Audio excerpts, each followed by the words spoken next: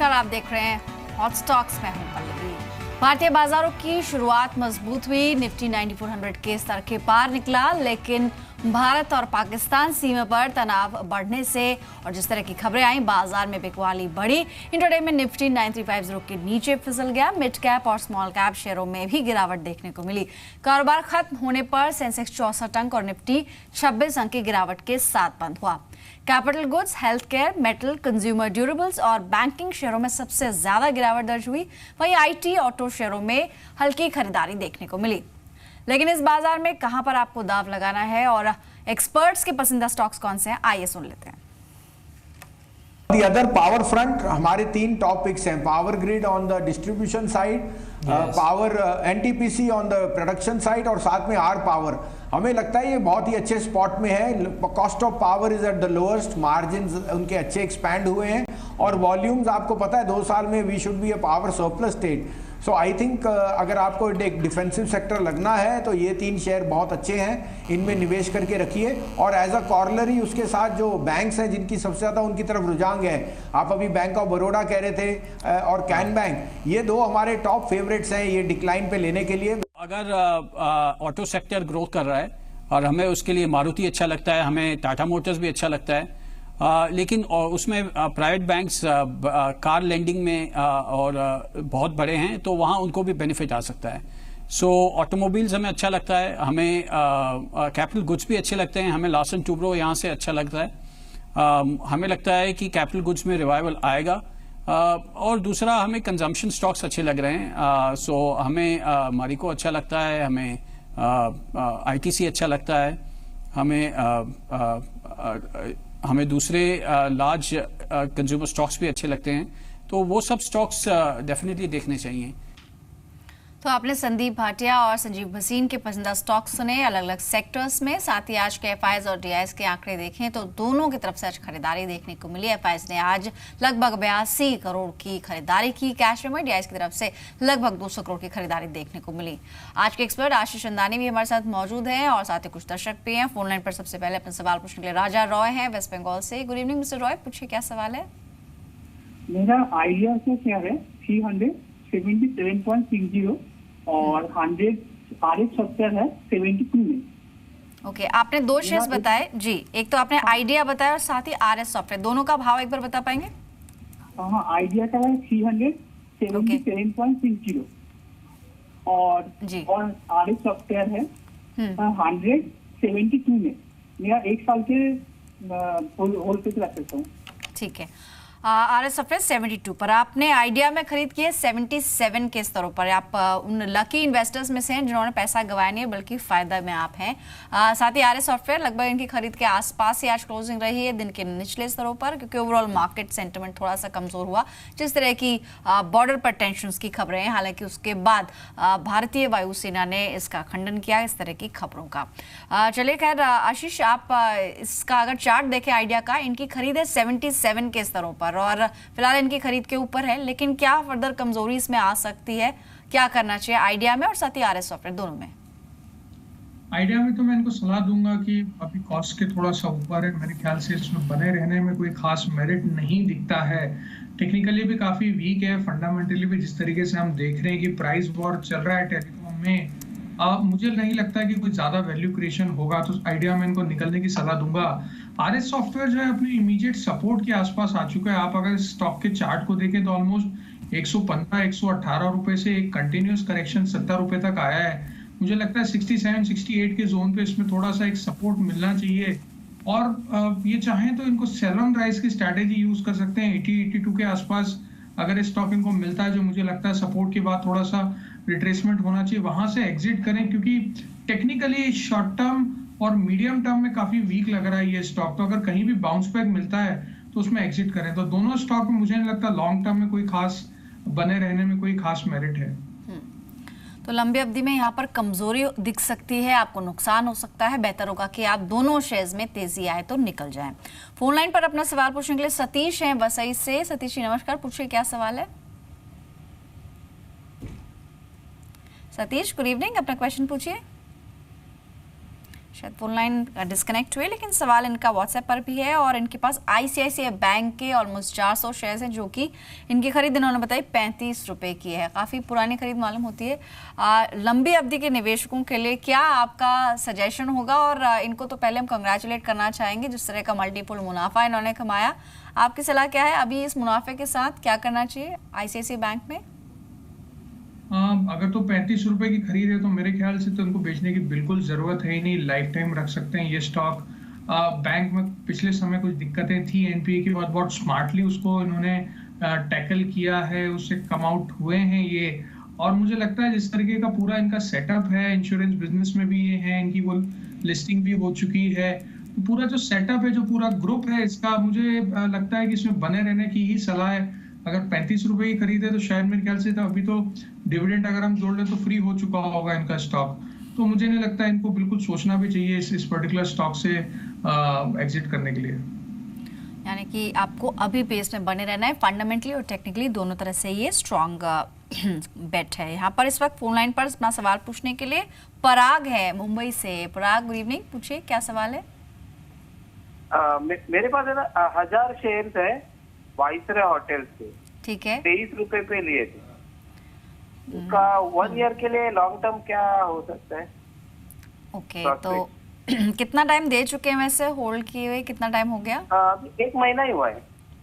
1 महीने में नुकसान हो गया है स्टॉक में। वाइसरॉय होटल्स लगभग 23 रुपए पर खरीदा है और 20 रुपए आज की क्लोजिंग। हालांकि आज की क्लोजिंग हम इग्नोर कर भी सकते हैं क्योंकि ओवरऑल कमजोरी थी, स्टॉक भी ऑलमोस्ट 6.5% टूटा है। चार्ट्स आपको कैसे लग रहे हैं? काफी करेक्शन स्टॉक ने दिखाया है। जो 1 साल का सबसे ऊपरी स्तर है वो 28 रुपए है। क्या सलाह होगी आपकी, कब तक बने रहना चाहिए इसमें? देखिए, इनको मैं सेल ऑन राइज की स्ट्रैटेजी यूज करने की सलाह दूंगा। ऑलमोस्ट इन्होंने अप्रैल एंड में, जहां तक मैं देख पा रहा हूँ चार्ट पे, इन्होंने 24 रुपए के आसपास अगर जो प्राइस बता रहे हैं लिया होगा।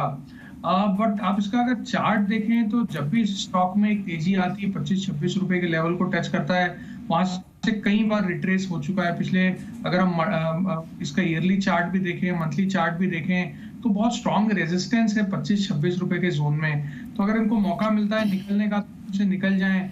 होटल इंडस्ट्री वैसे बहुत चैलेंजिंग इंडस्ट्री है, ऑपरेट कर पाना, कॉस्ट बहुत सारे होते हैं, लीजिंग प्रेशर्स होते हैं। तो ये बिजनेस थोड़ा सा इंडिया में देखा गया हिस्टोरिकली, बहुत बड़ा पैसा होटल इंडस्ट्री में नहीं बना है। तो मेरे ख्याल से रिस्क यहाँ पे बहुत ज्यादा है, रिवॉर्ड थोड़ा कम है। तो सेल ऑन राइज की स्ट्रैटेजी यूज करें। फिलहाल आपको नुकसान हो रहा है, इसलिए आपके खरीद भाव के अगर नजदीक आता है तो एग्जिट कर लें। फोन लाइन पर अपना सवाल पूछने के लिए मोहित हैं दिल्ली से। मोहित, आप सुन पा रहे हैं तो अपना सवाल पूछें।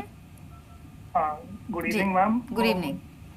मेरे पास HCC के 5000 शेयर्स है एट द रेट ऑफ 46।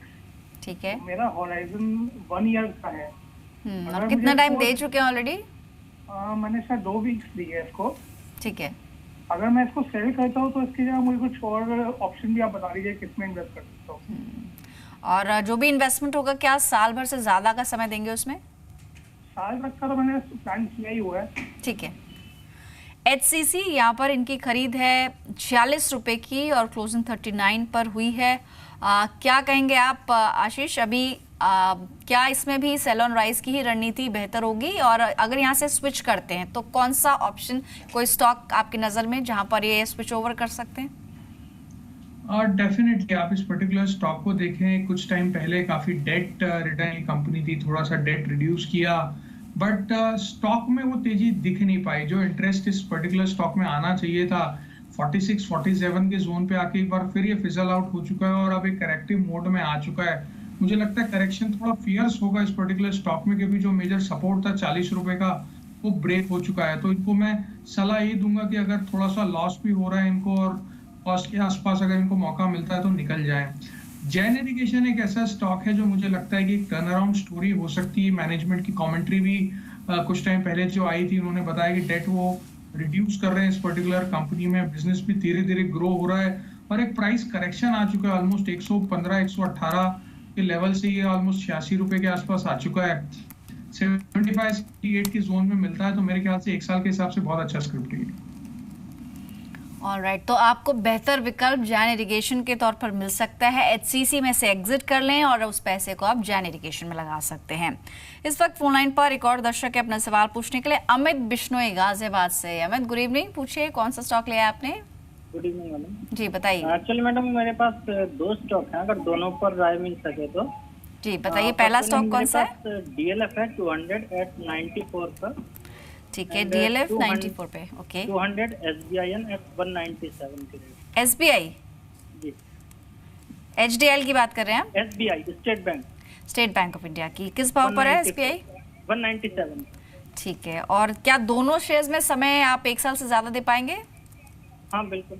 ठीक है, एसबीआई 197 की खरीद है, अच्छा मुनाफा हो रहा है। डीएलएफ 94 रुपीज पर इन्होंने खरीदा है। दोनों शेयर्स में क्या राय रहेगी आशीष आपकी, लॉन्ग टर्म के लिए अगर चूज किया जाए इन दोनों को?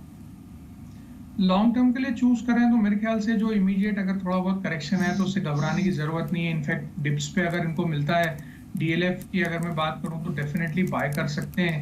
ये पूरा जो सेक्टर रहा है पिछले 2-3 महीने में एक टर्न अराउंड सेक्टर के रूप में निकल के आया है। मुझे लगता है जिस तरीके का रेरा अभी रेगुलेशन आया है उससे जो ऑर्गेनाइज्ड प्लेयर्स हैं रियल स्टेट में उनको काफी फायदा होगा, क्योंकि उनको फंडिंग बहुत जल्दी मिल जाती है।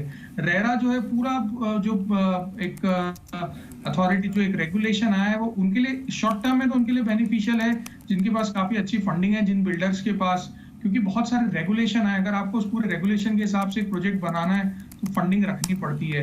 तो डीएलएफ में बने रहें। एसबीआई में भी इनको सेम सलाह रहेगी। अभी आप देखें रिजल्ट भी डिक्लेयर हुए हैं, कोई खास नेगेटिव रिजल्ट्स नहीं आए थे, इनफैक्ट पॉजिटिवली ही थोड़ा बहुत सरप्राइज किया था। एनपीए फ्रंट में, प्रॉफिटेबिलिटी फ्रंट में थोड़ा सा एक टाइम लग सकता है कि कंटिन्यूअस प्रॉफिटेबिलिटी आए, बट इसमें भी बने रहने की ही सलाह है इनको। तो दोनों स्टॉक्स में बने रहें। अगर कहीं डिप्स मिलती है 15-20% की तो और एवरेज करें।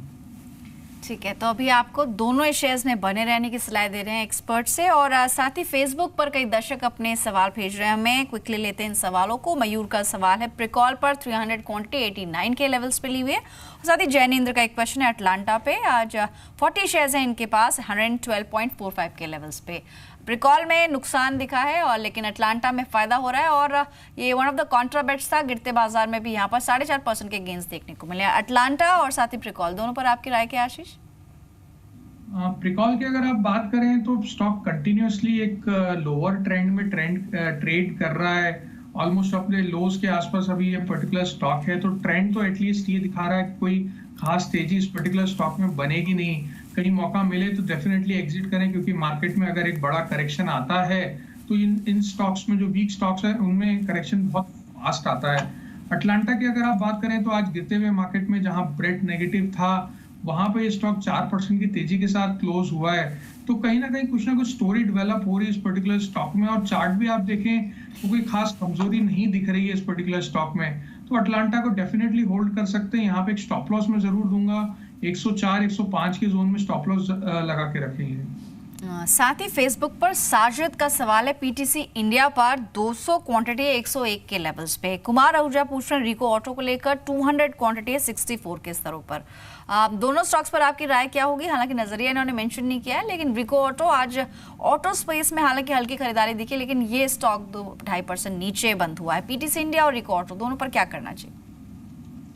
देखिए, पीटीसी की अगर बात करें तो पिछले कुछ ट्रेडिंग सेशन से काफी वीकिश दिख रहा है।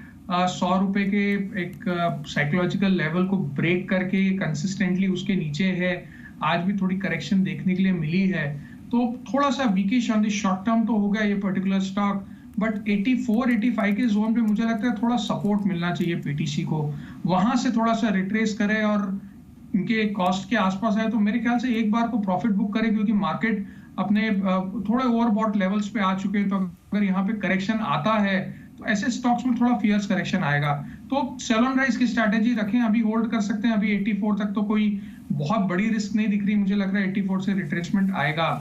रिको ऑटो की अगर आप बात करें, उसका चार्ट अगर हम देखें तो काफी वीक चार्ट इस पर्टिकुलर स्टॉक का रिको ऑटो का दिख रहा है। मेरी इनको सलाह यही रहेगी कि अगर कहीं अपॉर्चुनिटी मिले तो निकल के और इसमें से एग्जिट कर जाए रिको ऑटो में से। ठीक है, तो रिको ऑटो में कोई भी तेजी अगर आती है एग्जिट कर लें, पीटीसी इंडिया में आप होल्ड ऑन कर सकते हैं। मुन्ना भाई पटेल का एक सवाल है, कल्याणी स्टील पर 30 शेयर्स हैं 417 के स्तरों पर।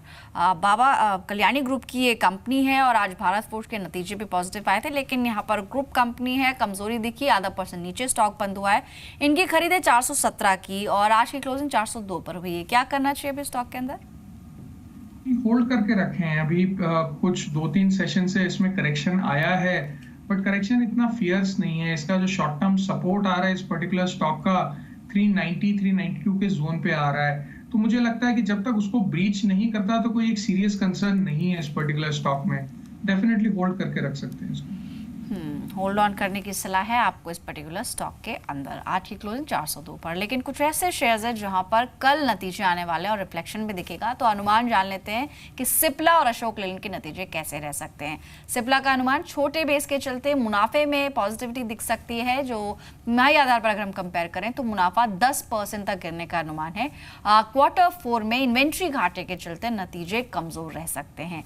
खासतौर पर जो यूएस में इवैगन दवा है उसके लॉन्च से भी आय में सुधार देखने को मिल सकता है।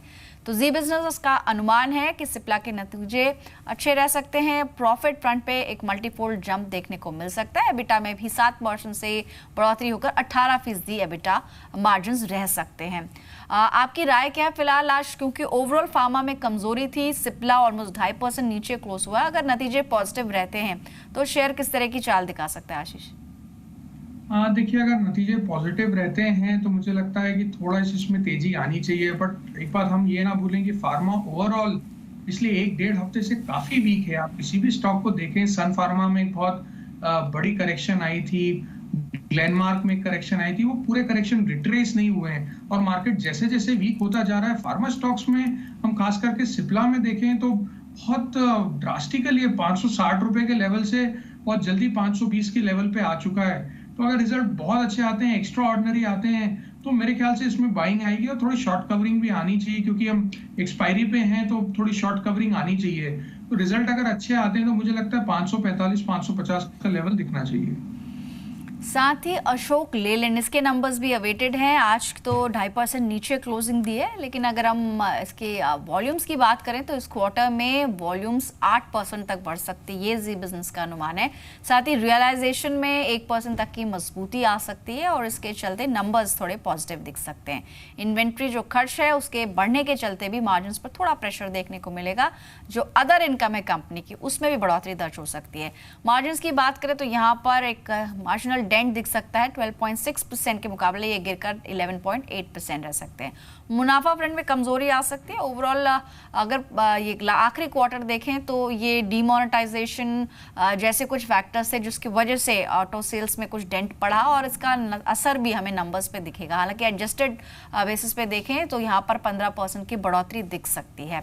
स्टॉक पर आपका रिएक्शन क्या है? टेक्निकली कैसा लगता है अशोक लेलैंड? काफी पिटाई पहले हो चुकी है अशोक लेलैंड की। जी, अशोक लेलैंड थोड़ा सा वीक लग रहा है BS3 की वजह से। मुझे लगता है थोड़ा सा रिजल्ट इम्पैक्ट उसमें दिखना चाहिए। और जिस तरीके के अभी आपने भी रीट्रेट किया कि शायद थोड़ा सा नेट प्रॉफिट पे इनको प्रेशर देखने के लिए मिले। अभी तो काफी वीक लग रहा है ये पर्टिकुलर स्टॉक। 81.15 बहुत स्ट्रॉन्ग सपोर्ट है। अगर उसको ब्रीच कर देता है और उसके नीचे आ जाता है तो मुझे लगता है हम 76-77 तक के लेवल देख सकते हैं। तो 81.15, 81.20 के आसपास की सपोर्ट बहुत क्रिटिकल है अब इस पर्टिकुलर स्टॉक में। तो देखना पड़ेगा कि रिजल्ट्स किस तरीके के आते हैं। चलिए, नतीजों पर तो हमारी नजर रहेगी, लेकिन आपकी नजर कौन से 20 स्टॉक्स पर होनी चाहिए आपको बता देते हैं। सबसे पहला टॉप 20 में स्टॉक है हिम्मत सिंह सीडे। Q4 में जो मुनाफा है 36 करोड़ से बढ़कर 45 करोड़ रुपए रहा है। आय में भी बढ़ोतरी दर्ज हुई है। यहाँ पर आप बाय करके चलें। 327 के लक्ष्य के लिए 315 का स्टॉप लॉस रख सकते हैं। इंट्राडे के लिए शक्ति पंप से एक और स्टॉक हो सकता है। आखिरी घंटों में वॉल्यूम के साथ बढ़त यहाँ पर देखने को मिली है। 410 के लक्ष्य के लिए आप यहाँ बाय करें। 396 का स्टॉप लॉस लगाएं। इसके अलावा ग्रुप फाइनेंस कारोबार के आखिरी कुछ मिनटों में अच्छी रिकवरी स्टॉक में देखने को मिली और औसत से दुगने से ज्यादा वॉल्यूम के साथ यहाँ पर बाइंग आई है। बाय करके चले। 410 के लक्ष्य के लिए 398 का स्टॉप लॉस लगाएं। अगला शेयर होगा मुक्ता आज का। क्वार्टर 4 में कंपनी घाटे से मुनाफे में आई है, ये एक बड़ा ट्रिगर है। क्वार्टर 4 में लगभग 3 करोड़ के घाटे के मुकाबले 25 लाख का मुनाफा कंपनी ने पोस्ट किया है। हालांकि 7% की कमजोरी यहां पर देखने को मिली है क्लोजिंग बेसिस पे, लेकिन कल 94.50 के लक्ष्य के लिए बाय करें, 91 रुपीज का स्टॉप लॉस लगाएं। अशोका बिल्डकॉन एक और स्टॉक है जहां पर 30 मई को कंपनी की बोर्ड बैठक होनी है और इस बैठक में पूंजी जुटाने को लेकर फैसला हो सकता है। नजर बना के चले 204 के लक्ष्य के लिए 194 का स्टॉप लॉस लगाएं।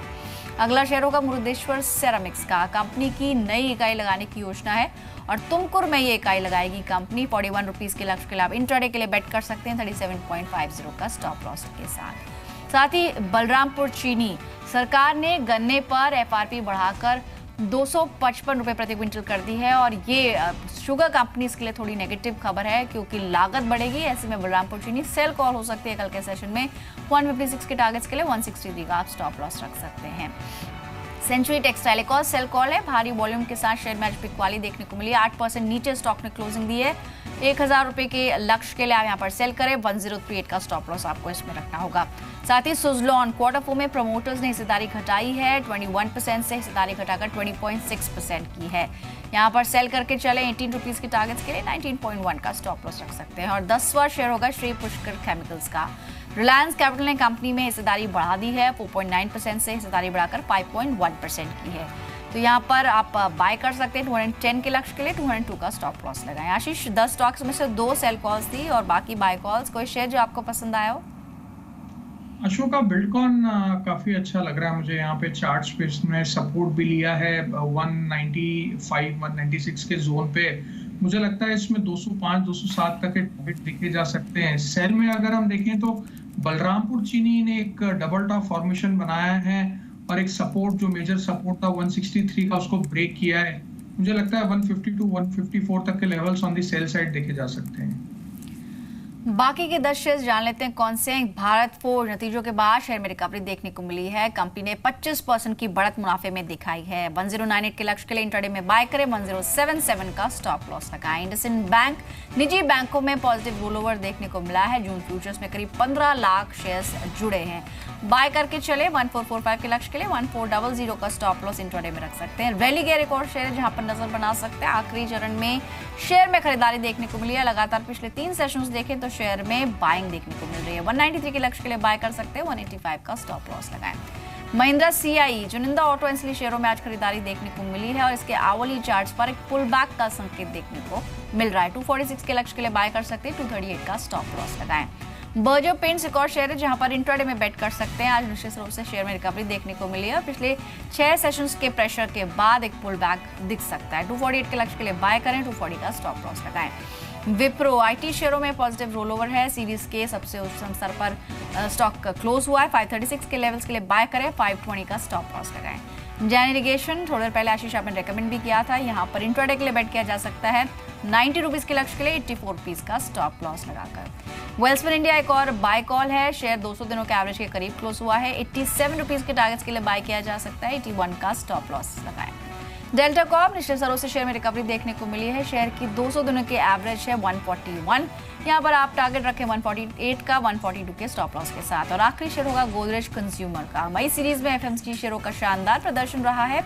एफएमसीजी शेयरों में तेजी जारी रहने की ही उम्मीद है। बाय करके चले 1772 के लक्ष्य के लिए 1750 का स्टॉप लॉस लगाएं। आशीष, बाकी के 10 शेयर्स में से कोई शेयर जो आपको पसंद आया?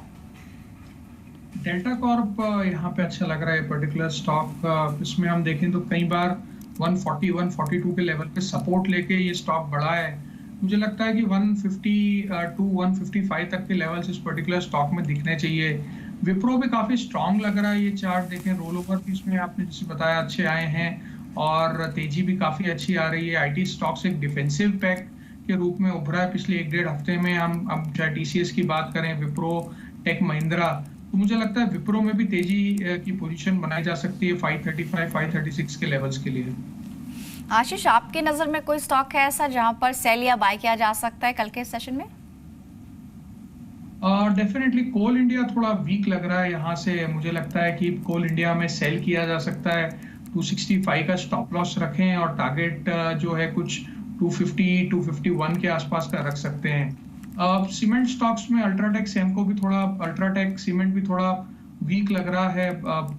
4215 के आसपास का स्टॉप लॉस मेंटेन कर सकते हैं और 4120 के टारगेट्स देख सकते हैं। ठीक है, तो कोल इंडिया, अल्ट्राटेक सीमेंट, ये 2 सेल कॉल्स रह सकते हैं जहां कमजोरी दिख सकती है, सेल करके आप मुनाफा कमा सकते हैं। फिलहाल इतने शेयर्स पर बातचीत करेंगे। शुक्रिया आशीष आपका समय देने के लिए। तो फिलहाल हॉट स्टॉक्स में इतना ही, कल फिर लौटेंगे, दिन भर का हाल आपको बताएंगे, बड़े नतीजे और टॉप 20 स्टॉक्स के साथ।